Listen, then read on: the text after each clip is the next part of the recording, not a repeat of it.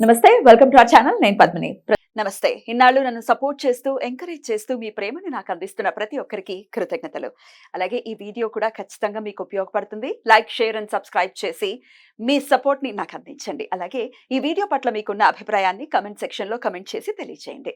ఇప్పుడు వీడియోని చూద్దాం. మాత్రం తీర్చట్లేదు అనే వాళ్ళు కూడా ఉంటూ ఉంటారు. వినపడుతూ ఉంటాయి మాటలు. మనసుకు కష్టం అనిపిస్తుంది.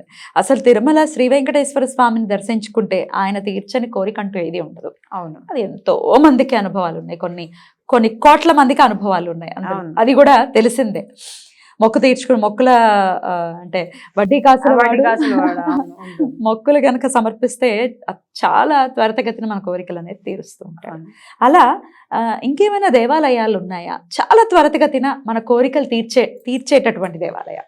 ఇప్పుడు మనకి అనుకున్నట్టుగా అంటే ఇప్పుడు వెంకటేశ్వర స్వామి ఎలా అనుకుంటున్నాం అంటే వడ్డీ కాసులు వాడండి నీకు చెల్లిస్తేనే మనకి అని కాదు.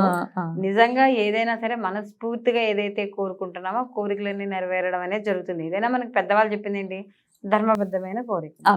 అయితే నేను ఈ మధ్యన అంటే ఒక 3-4 ఏళ్ల క్రితం అనుకోవచ్చు, ఎందుకు ఒకసారి మా అక్క వాళ్ళు బెంగళూరులో ఉండేవాళ్ళు. ఇదివరకు ఎప్పుడో కాస్త ఒక 4 ఏళ్ళు కాదు, ఒక 6 ఏళ్ళు అవుతుందేమో ఉండేవాళ్ళు. అక్కడ ఉన్నప్పుడు ఒకసారి అక్కడ అసలు బెంగళూరులో మనం చుట్టుపక్కల ఏముంటాయి అని చూసుకుంటాం కదా. చూసినప్పుడు అక్కడ నాకు ఎవరో ఒకళ్ళు చెప్పారు, నిమిషాంబిక అమ్మవారు అని చెప్పి. నిమిషాంబిక అమ్మవారు అది ఏమిటి పేరు భలే విచిత్రంగా ఉంది. మనం మామూలుగా అయితే భువనేశ్వరి అమ్మవారనో లేకపోతే అక్కడ చాముండేశ్వరి అమ్మవారనో ఇలా రకరకాల. నిమిషాంబిక అమ్మవారు ఏంటి అని అంటే ఆవిడ దగ్గరికి వెళ్ళి మనం నిజంగా మనస్ఫూర్తిగా మనకి ఏదైతే బాధ ఉందో ఆ కోరికను కానీ మనం అడిగితే నిమిషాల్లో తీరుస్తుంది.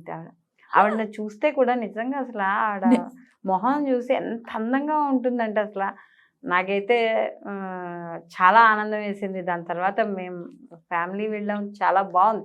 అయితే నేనైతే ఏదైతే అనుకుని వెళ్ళానో ఆ కోరిక మాత్రం నిజంగా అది నిమిషాలనే చెప్పొచ్చా.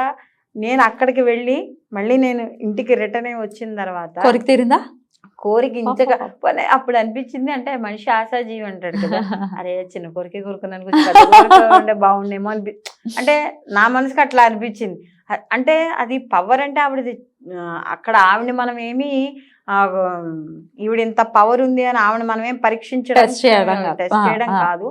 నిజంగా ఆ కోరిక ఆవిడ చాలా నేను అనుకున్న కోరిక అయితే నెరవేరింది. అలా నేను ఒక 2-3 అడగడం జరిగింది.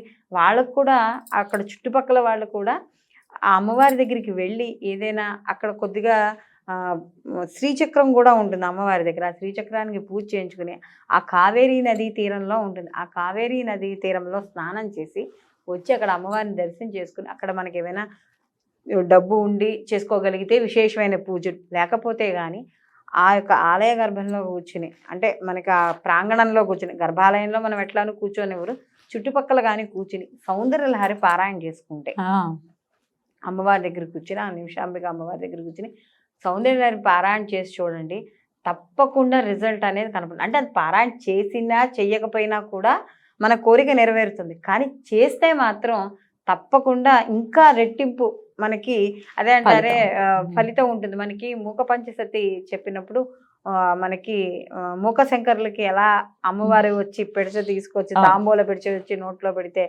ఆయన 500 శ్లోకాలు అనర్గళంగా చదువుతారు. అలా మనం ఈ నిమిషాంబిక అమ్మవారి యొక్క ఆలయంలో కూర్చుని కానీ సౌందర్యలహరి కావచ్చు, అది చదువుకోలేని వాళ్ళ లలిత పారాయణ కావచ్చు, లేకపోతే మనకి ఇప్పుడు ఈ మూక పంచసతే కావచ్చు, ఏవైనా సరే మనకి శంకర విచితమైన ఏది చదివినా కూడా మనకి మంచి ఫలితం రావడం అనేది జరుగుతుంది. అయితే ఇక్కడ మనకి ఒక చిన్న ఉదాహరణ, అసలు ఈ నిమిషాంబిక అమ్మవారు ఎవరు అని కానీ చూసుకుంటే ఈవిడ మనకి సాక్షాత్తు పార్వతీదేవి అని కానీ మనకి చెప్పడం అనేది జరుగుతుంది. అంటే మనకి ఈ వీటికి అంటే ఈ నిమిషాంబ అమ్మవారి యొక్క దేవాలయానికి కూడా మనకి చిన్న చిన్న కథ రూపంలో అంటే వాళ్ళకి చరిత్ర ఉంటుంది కదా, అది కూడా ఉంటుంది. అంటే ఇది శ్రీరంగం క్షేత్రానికి కొద్దిగా దగ్గరలో ఉంటుంది ఈ నిమిషాంబ అమ్మవారిది. ఈవిడ పార్వతీదేవి యొక్క అంశతో ఉండడం అనేది జరుగుతుంది. అయితే ఇక్కడ గజాం అనే గ్రామాన్ని దాంట్లో అక్కడ ఈ చిన్న పల్లెటూరు అనమాట. ఈ చిన్న పల్లెటూరులో ఈ యొక్క నిమిషాంబిక అమ్మవారి యొక్క ఆలయం. అయితే పూర్వం ముక్తకుడు అనే ఒక ఋషి అనే ఆయన ఉండేవాట. ఆయన సాక్షాత్తు శివుడు అంశ. ఈయన లోక కళ్యాణార్థం కళ్యాణం చేద్దామని చెప్పి మొదలుపెట్టాడు. ఎప్పుడైతే ఈయన లోక కళ్యాణార్థం యాగం మొదలుపెట్టాడో సహజమేగా, పూర్వం మనం అన్ని పురాణాల్లో చదువుకున్న ఎవరు లోక కళ్యాణార్థం మొదలుపెట్టినా ముందర రాక్షసులు వస్తారు ధ్వంసం చేయడానికి. అలా రాక్షసులు వస్తే ఈయన పాపం ఎంతో ప్రయత్నించాట. ఈ ఋషి ప్రయత్నించినా కూడా ఆయన వల్ల కాకపోతే అప్పుడు ఆ అమ్మవారు ఈ యజ్ఞగుండంలోంచి అమ్మవారు వచ్చి అంటే ఇప్పుడు మనకి దాక్షాయణిగా ఆవిడ ఎలా వచ్చింది అలాగా ఈవిడ కూడా యజ్ఞగుండంలోంచి వచ్చి ఆ యొక్క రాక్షసులను వధించి ఈ యాగం సంపూర్ణ అవడం అనేది జరిగింది. ఎప్పుడైతే ఆవిడ ఈయన తలుచుకోగానే ఆవిడ యజ్ఞగుండం నుంచి వచ్చిందో కాబట్టి ఈవిడ తక్షణం అనుకున్న కోరికలు అంటే నిమిషంలో మనం అనుకున్న కోరికలు ఈవిడ తీరుస్తుంది. అంటే ఇప్పుడు చూడండి, నిమిషం అంటే కనురప్పేసి, నిమిషం కూడా అంటే ఇలా మనం కనురప్పేసి తెచ్చే లోపు క్షణమాత్రంలో మనకి ఈ కోరికలను తీర్చడం అనేది జరుగుతుంది. అయితే ఇక్కడ విశేషంగా కూడా మనకు చెప్పేది ఏంటంటే, మనకి ఈ అమ్మవారి ఇక్కడ ఆలయంలో ముఖ్యంగా అమ్మవారికి మనం ప్రతి చోట శ్రీచక్రార్చనలు, కుంకుమ పూజలు, అభిషేకాలు ఇవి మనకి ప్రతి చోట అమ్మవారి దగ్గర జరిగేవి. అయితే ఇక్కడ మాత్రం అమ్మవారికి సమర్పించే గాజులు దండ, నిమ్మకాయలు ఇలాంటివి అమ్మవారికి సమర్పించడం అనేది జరుగుతుంది. అయితే ఈ సమర్పించినవన్నీ కూడా ఏం చేస్తారంటే ఇంటికి తీసుకెళ్తారు. ఇంటికి తీసుకెళ్ళి వాళ్ళ యొక్క పూజా మందిరంలో ఈ గాజులు, నిమ్మకాయలు, అమ్మవారికి వేసిన దండలు, పూల దండలు ఉంటాయి కదా, ఇవన్నీ వేసి ఉంచుకోవడం వల్ల వాళ్ళకి శుభం కలుగుతుంది అనే ఒక నమ్మకం అనేది అక్కడున్న ప్రాంత ప్రజలకి, దాని తదనంతరం అక్కడికి వెళ్ళిన నాలాంటి వాళ్ళకి బాగా నమ్మకం కుదిరింది. అద్భుతం. అలాగే ఇక్కడ విశేషం ఏంటంటే, ఇక్కడ బలి ఆహారం అనేది ఇవ్వడం అనేది జరుగుతుంది. అంటే మనకి ప్రతి ఆలయానికి కూడా మనకి చివరిలో బలి పీఠాలని ఉంటాయి. మనకి ప్రసాద పెట్టడం అనేది జరుగుతుంది. అంటే బలి అంటే వేరేగా ఆలోచిస్తారు కానీ మనం బలి ఆహారం అని ఇస్తాం. అందుకనే ప్రతిరోజు కూడా ఎవరైనా యజ్ఞయాగాది క్రతువులు చేసిన వాళ్ళు కూడా ఏం చేస్తారంటే, అక్కడ ఆ రోజుకి మనకి సమాప్తం అయిన తర్వాత మనకి ఎర్రటి అన్నంలో కాస్త కుంకుమ కలిపి మనకి 8 దిక్కుల్లా కూడా మనకి పెట్టేసి వెనక్కి తిరిగి చూడకుండా రావడం అనేది జరుగుతుంది. అక్కడ బలి ఆహారాన్ని పెడతారు అక్కడ. అందుకని అలాగే ఇక్కడ కూడా ఈ ఆలయంలో కూడా బలి ఆహారం అని పెట్టి, దేనికోసం పెడతారు అంటే కాకుల కోసం పెడతారు. ఆ పూజారి వచ్చి ఆ బలి ఆహారాన్ని పీఠం మీద ఆహారాన్ని పెట్టి వెళ్ళిపోయి గంట కొడతారట. ఆ కొట్టిన గంట చప్పుడుకి ఎక్కడెక్కడి నుంచి వచ్చిన కాకులు వచ్చి అక్కడ ఆ ఆహారాన్ని తిని వెళ్తాయి. కాబట్టి అక్కడ విశేషం అంటే మామూలుగా మనకి ఇక్కడ చిన్న చిన్న గుళ్ళలో మనకి ఇలా ఉన్నా కూడా, అంటే ఇప్పుడు అంత పార్వతీదేవి అంశతో ఉన్న ఆవిడే నిమిషాంబ అమ్మవారు అనుకున్నప్పుడు మరి అక్కడ ఏదో విశేషం ఉండాలి కదా.